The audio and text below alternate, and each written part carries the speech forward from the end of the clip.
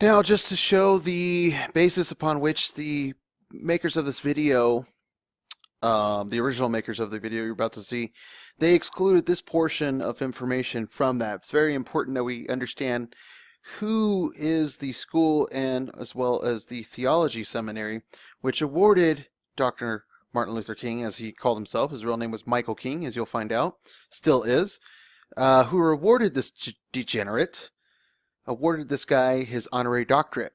And just to prove that to you, that he was a Jesuit pig dog, St. Peter's was the only Jesuit school to award Dr. King an honorary doctorate. So sit back, please enjoy the film, and please understand that we are doing this in the full exercise of admonition as well as Ephesians 5:11. We must understand that Satan can appear as an angel of light, and what wonder, even his ministers can appear as ministers of righteousness. So, without any further ado, the real truth of Mr. AKA Martin Luther King Jr.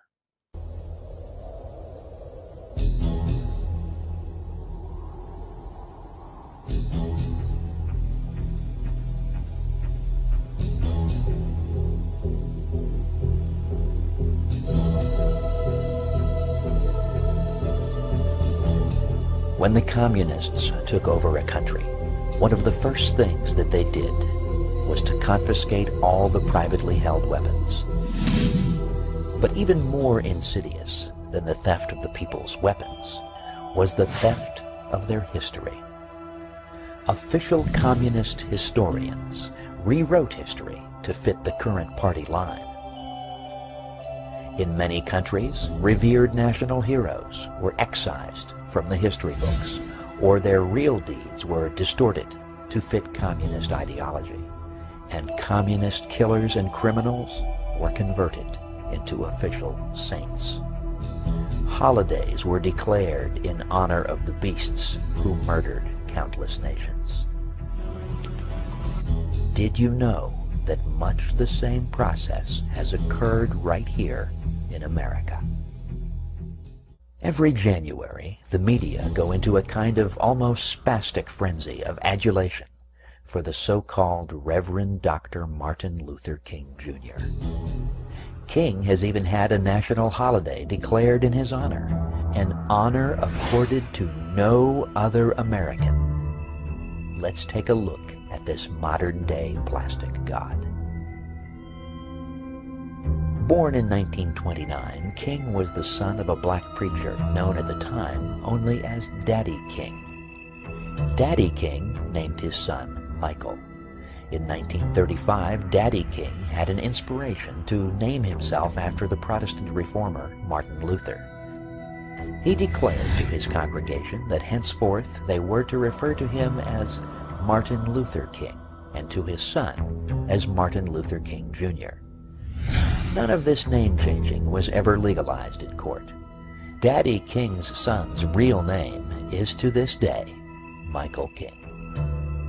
The first public sermon that King ever gave in 1947 at the Ebenezer Baptist Church was plagiarized from a homily by Protestant clergyman Harry Emerson Fosdick entitled, "Life is What You Make It."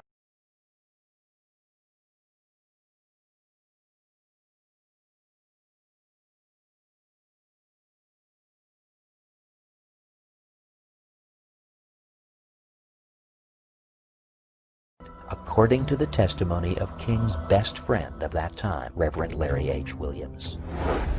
The first book that King wrote, Stride Toward Freedom, was plagiarized from numerous sources, all unattributed, according to documentation recently assembled by sympathetic King scholars Keith D. Miller, Ira G. Zepp Jr., and David J. Garrow.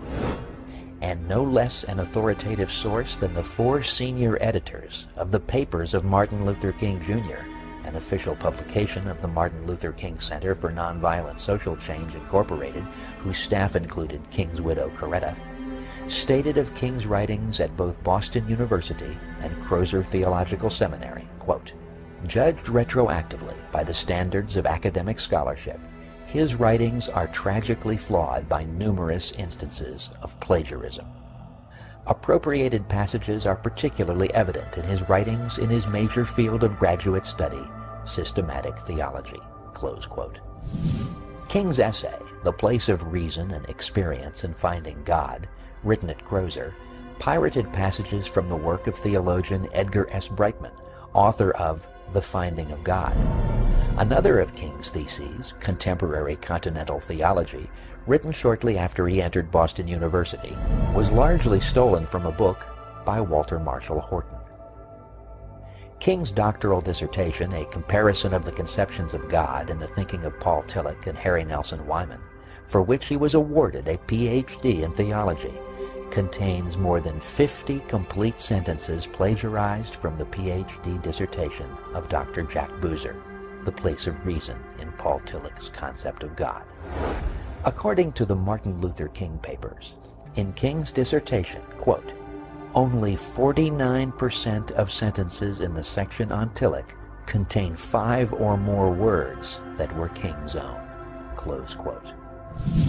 In the Journal of American History, June 1991, page 87, David J. Garrow, a leftist academic who is sympathetic to King, says that King's wife, Coretta Scott King, who also served as his secretary, was an accomplice in his repeated cheating.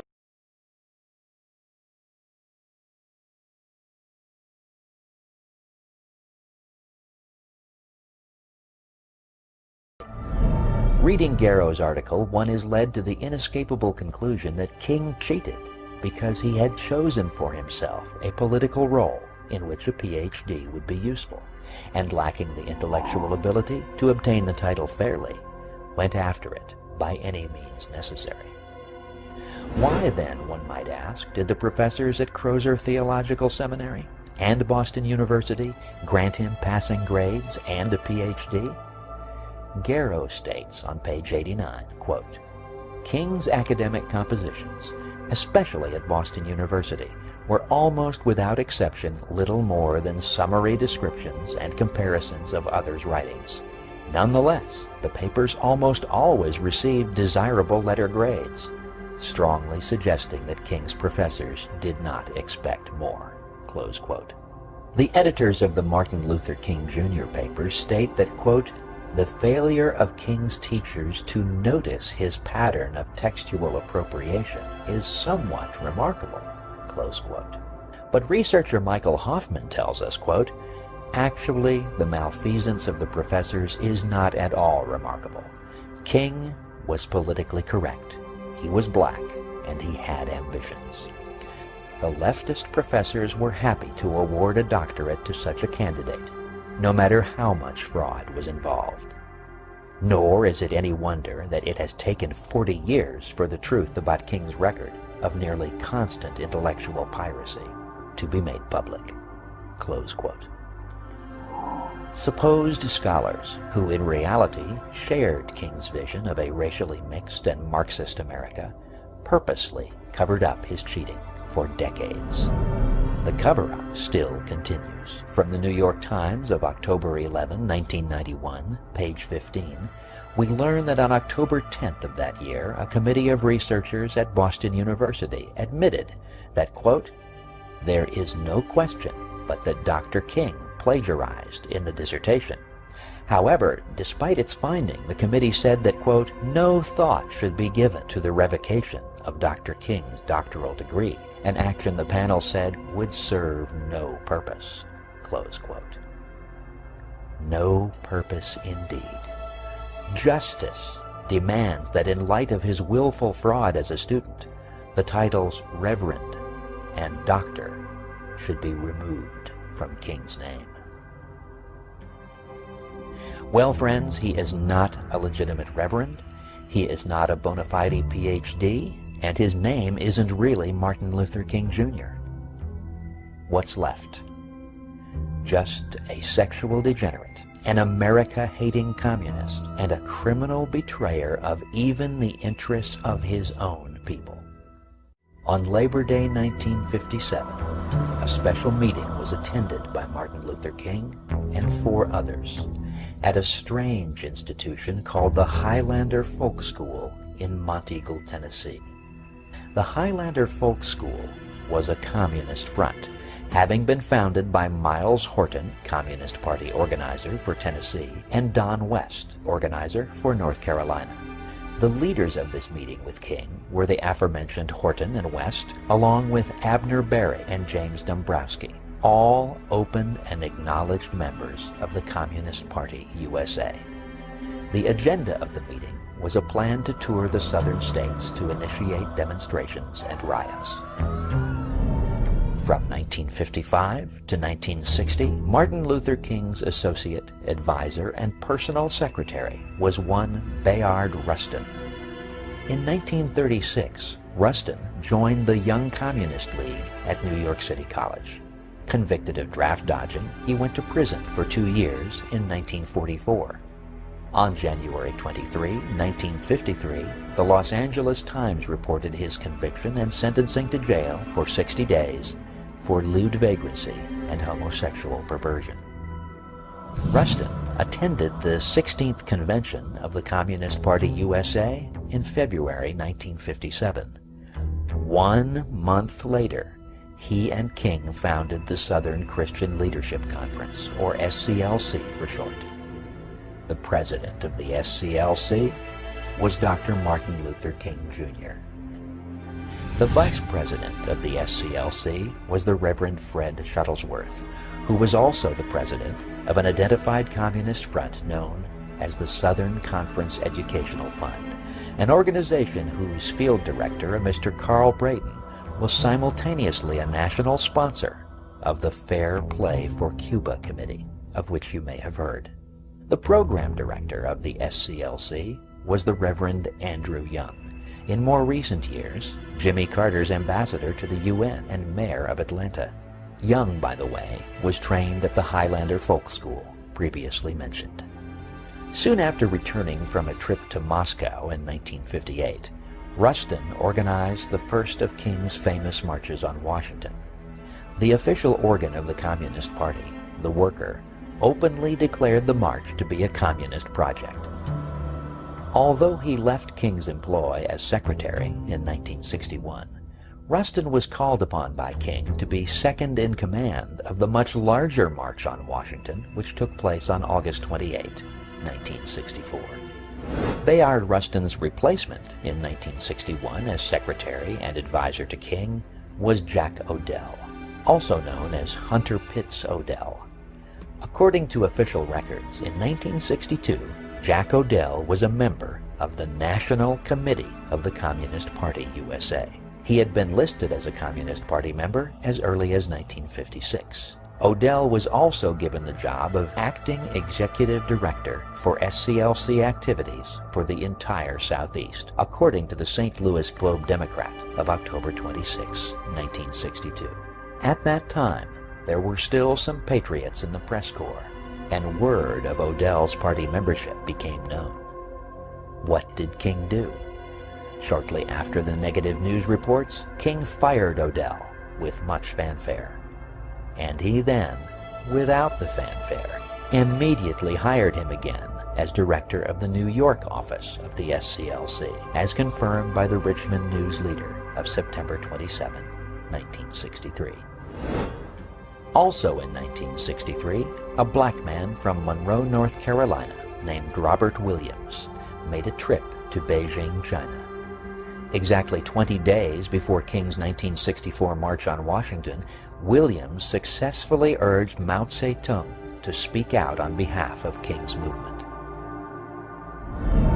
Mr. Williams was also around this time maintaining his primary residence in Cuba, from which he made regular broadcasts to the southern United States 3 times a week from high-power AM transmitters in Havana under the title Radio Free Dixie. In these broadcasts, he urged violent attacks by blacks against white Americans. During this period, Williams wrote a book entitled Negroes with Guns. The writer of the foreword for this book? None other than Martin Luther King Jr. It is also interesting to note that the editors and publishers of this book were, to a man, all supporters of the infamous Fair Play for Cuba Committee. According to King's biographer and sympathizer, David J. Garrow, quote, King privately described himself as a Marxist, close quote.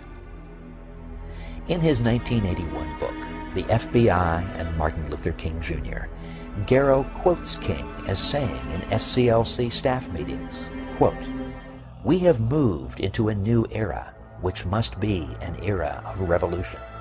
The whole structure of American life must be changed. We are engaged in the class struggle." Close quote. Jewish communist Stanley Levison can best be described as King's behind-the-scenes handler.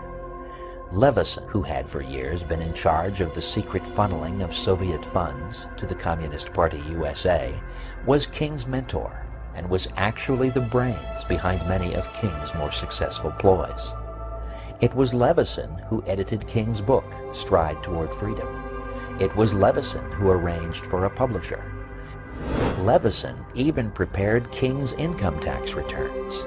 It was Levison who really controlled the fundraising and agitation activities of the SCLC. Levison wrote many of King's speeches. King described Levison as one of his, quote, closest friends. The Federal Bureau of Investigation had for many years been aware of Stanley Levison's communist activities. It was Levison's close association with King that brought about the initial FBI interest in King. Lest you be tempted to believe the controlled media's lie about racists in the FBI being out to get King, you should be aware that the man most responsible for the FBI's probe of King was Assistant Director William C. Sullivan. Sullivan describes himself as a liberal and says that initially, quote, "I was 100% for King because I saw him as an effective and badly needed leader for black people in their desire for civil rights," close quote. The probe of King not only confirmed their suspicions about King's communist beliefs and associations, but it also revealed King to be a despicable hypocrite, an immoral degenerate, and a worthless charlatan. According to Assistant Director Sullivan, who had direct access to the surveillance files on King, which are denied the American people, King had embezzled or misapplied substantial amounts of money contributed to the civil rights movement. King used SCLC funds to pay for liquor and numerous prostitutes, both black and white, who were brought to his hotel rooms, often 2 at a time, for drunken sex parties, which sometimes lasted for several days. These types of activities were the norm for King's speaking and organizing tours. In fact, an outfit called the National Civil Rights Museum in Memphis, Tennessee, which is putting on display the 2 bedrooms from the Lorraine Motel where King stayed the night before he was shot, has declined to depict in any way the occupants of those rooms. That, according to exhibit designer Gerard Eisterhold, would be, quote, close to blasphemy. The reason? Dr. Martin Luther King Jr. spent his last night on Earth having sexual intercourse with 2 women at the motel and physically beating and abusing a 3rd. Sullivan also stated that King had alienated the affections of numerous married women. According to Sullivan, who in 30 years with the Bureau had seen everything there was to be seen of the seamy side of life, King was one of only 7 people he had ever encountered who was such a total degenerate.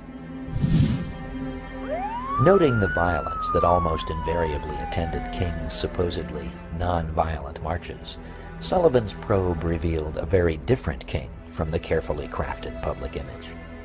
King welcomed members of many different black groups as members of his SCLC, many of them advocates and practitioners of violence. King's only admonition on the subject was that they should embrace, quote, tactical nonviolence, close quote. Sullivan also relates an incident in which King met in a financial conference with Communist Party representatives, not knowing that one of the participants was an infiltrator actually working for the FBI. J. Edgar Hoover personally saw to it that documented information on King's communist connections was provided to the President and to Congress, and conclusive information from FBI files was also provided to major newspapers and newswire services. But were the American people informed of King's real nature? No, for even in the 1960s, the fix was in. The controlled media and the bought politicians were bound and determined to push their racial program on America. King was their man, and nothing was going to get in their way. With a few minor exceptions, these facts have been kept from the American people.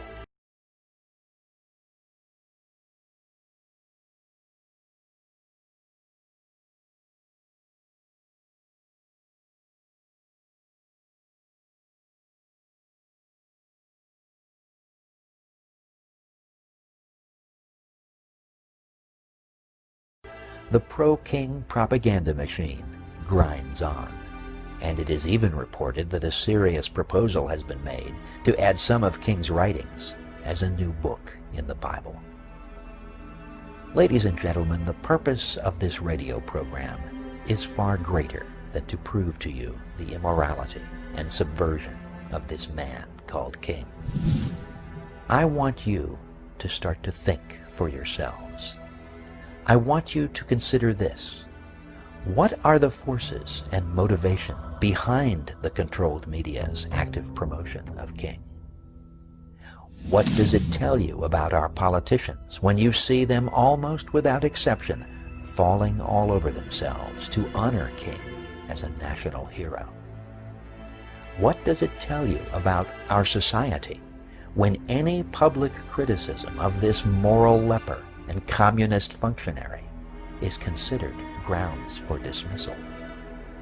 What does it tell you about the controlled media when you see how they have successfully suppressed the truth and held out a picture of King that can only be described as a colossal lie?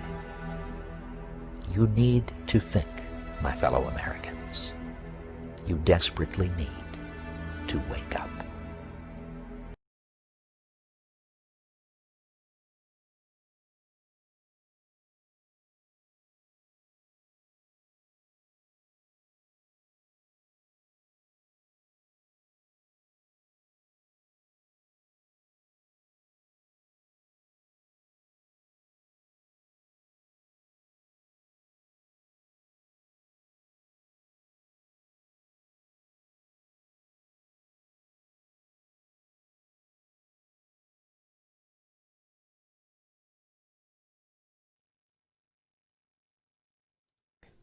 Well, you jokers on record now. Because when it's all said and done, it don't matter how many times he cheated on his wife. Oh, it don't matter? And that is some messed up stuff. Oh, it's messed up. Oh. But the fact remains. Fact remains. What he did. What'd he do? Changed the whole face of this planet. You mean he co-founded Planned Parenthood, which is responsible for murdering 50% of the blacks in America?